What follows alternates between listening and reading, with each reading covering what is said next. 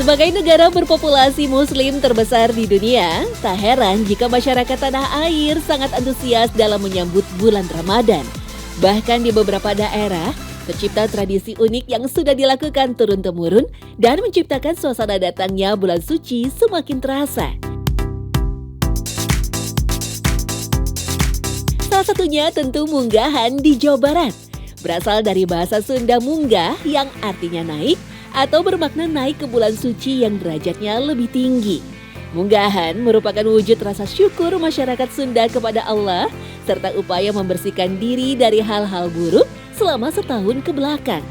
Munggahan juga menjadi simbol harapan agar masyarakat terhindar dari perbuatan yang tidak baik selama menjalankan ibadah puasa Ramadan.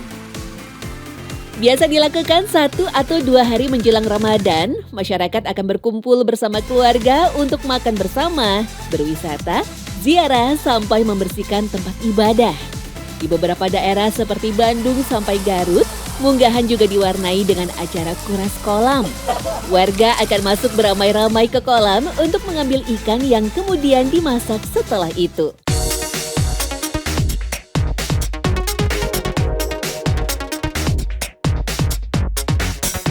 Sementara itu di Jawa bagian tengah dan timur, masyarakatnya juga punya tradisi tersendiri ketika menyambut bulan Ramadan, nyadran dan ruahan.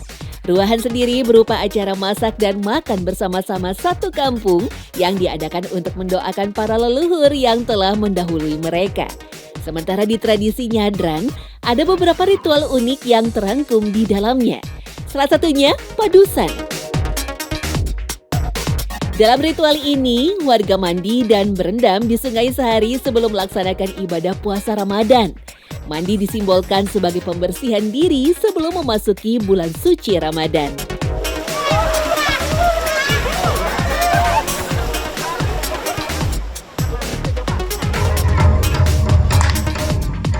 Istilah nyadran sendiri diyakini berasal dari bahasa Sanskerta, yaitu srada yang berarti keyakinan. Saat agama Islam masuk ke tanah Jawa melalui Wali Songo, tradisi yang ada tidak dihilangkan, namun justru menjadi alat untuk menyebarkan Islam. Seiring masuknya Islam, tradisi serada mengalami perubahan. Jika sebelumnya serada dilakukan untuk memperoleh berkah, tradisi ini berubah menjadi wujud dari rasa syukur atas anugerah Allah SWT kepada warga.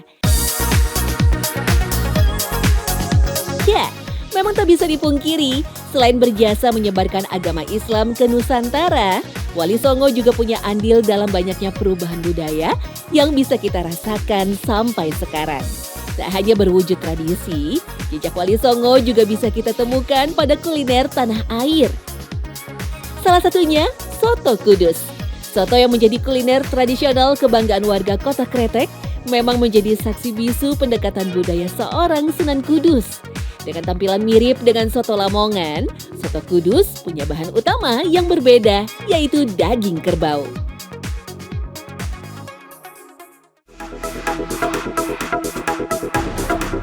Memang dahulu bagi masyarakat Hindu Jawa, khususnya yang tinggal di Kota Kudus, sapi merupakan hewan yang suci yang pantang untuk disembelih dan dimakan.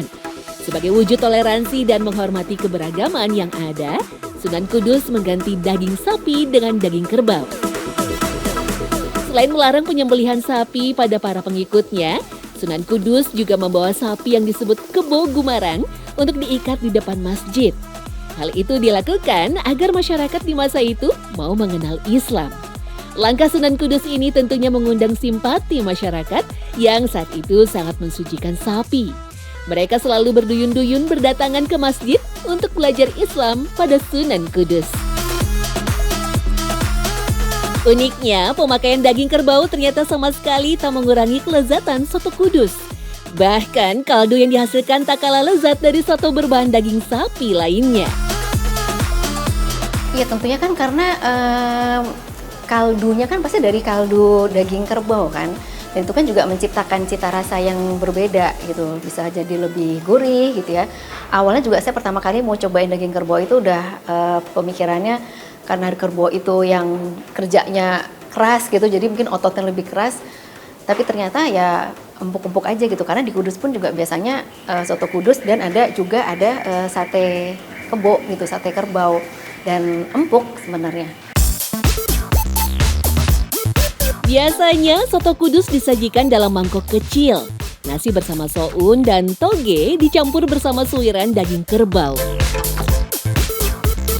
Semua itu lalu disiram dengan kuah bening plus taburan bawang putih goreng.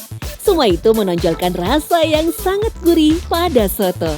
Dinikmati bersama aneka sate, rasa-rasanya memang tak cukup menyantap soto ini hanya satu porsi saja. Iya, jadi memang soto Kudus itu memang mangkoknya memang mungil ya.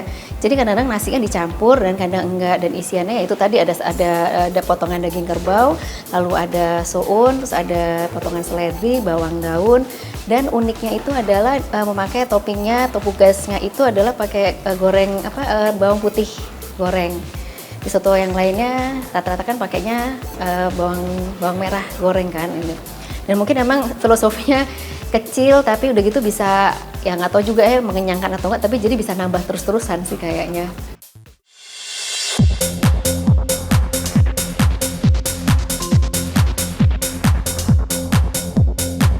Selain soto Kudus, docang juga menjadi satu sajian menu yang akrab dengan jejak sejarah Wali. Tetapi makanan yang konon tercipta sejak abad 15 ini justru awalnya dibuat oleh sekelompok orang yang tidak menyukai dakwah Islam para wali. Ya, dalam beberapa catatan, dakwah Wali Songo di Cirebon sangat ditentang oleh penguasa setempat yang bernama Pangeran Rengganis. Demi menggagalkan dakwah Islam di Cirebon, kelompok ini nekat menambahkan racun pada hidangan untuk para wali. Ketika para wali sedang berkumpul di Masjid Agung Keraton Cirebon, tanpa curiga, para wali lalu menyantapnya. Docang itu makanan khas Cirebon. Dan konon kalau menurut sejarah katanya ada dua macam sejarah nih ya. Maksudnya kabar-kabarnya bahwa satu ini makanan yang memang dulunya untuk ngeracunin yang dibasiin, makanan yang dibasiin untuk ngeracunin Sunan Gunung Jati dan pengikutnya. Dan satu lagi katanya dulu adalah makanan sisa dari Kesultanan yang memang daripada sayang nggak diapa-apain gitu diolah lagi menjadi docang lalu dibagiin ke masyarakat di Cirebon. Sajian docang beracun yang terbuat dari campuran potongan lontong, parutan kelapa, daun singkong, daun kucai, toge, dan kerupuk dengan kuah oncomnya ini ternyata tak berpengaruh pada kondisi para wali. Mereka tetap segar bugar seperti biasa. Bukannya mati karena diracun, para wali justru menyukai hidangan sederhana yang membawa maut ini. Kelompok dari Pangeran Rengganis menjadi ciut tak bernyali.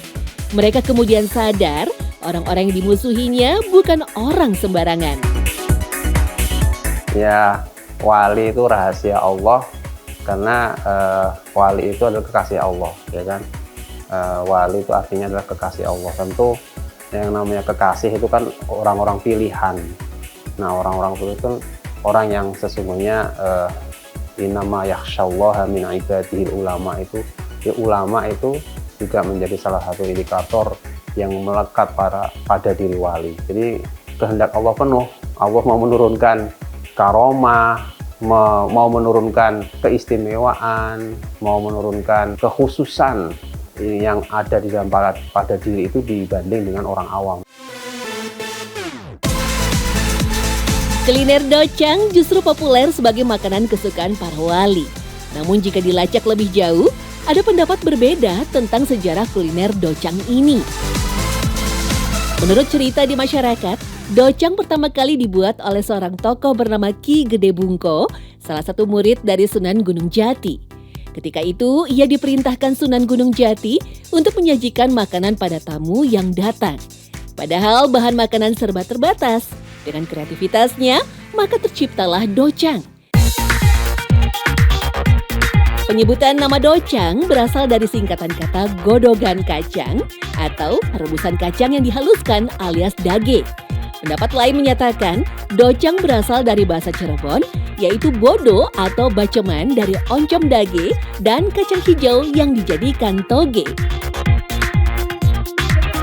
biasanya nih pagi hari untuk sarapan nih biasanya. Jadi biasanya ada irisan lontong, terus lalu ada irisan sayuran, biasanya daun pepaya atau daun singkong, lalu ada rebusan toge. Rebusan toge ini jangan terlalu yang lunak banget, jadi supaya jadi ada teksturnya. Terus lalu ada parutan kelapa, lalu disiramlah, sebelum disiram dikasih kerupuk putih khas Cirebon dulu tuh, diremes-remes dulu kan, kebayang kan rasanya. Lalu baru disiram dengan kuah dari oncom. Seiring perkembangan zaman, docang dikombinasikan dengan bahan tambahan lain. Semua ini lantas menghasilkan cita rasa gurih yang membangkitkan selera makan.